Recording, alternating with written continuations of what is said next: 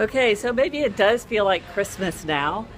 I'm in sunny California with my beautiful granddaughters and my beautiful daughter and her husband.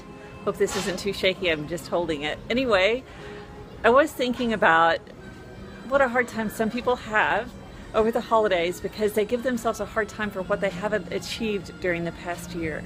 You look back on your year and you think of all the things that you had resolved to do and all the things that you wanted to do and all the things you hoped to do, and maybe they didn't come to fruition.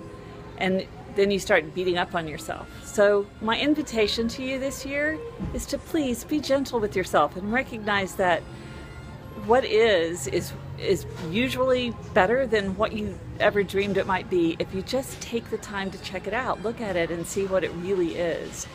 And see what you can be grateful for, see what you can be thankful for, see what you can let go of ever even wanting, because maybe those things weren't really what was best for you.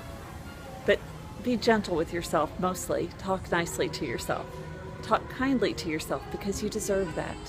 You are precious, and I'm glad you're one of my friends. So if you want to know more about me, I'm Melody at melodybrooke.com. That's my email. My website is melodybrooke.com. Talk to you later. Bye.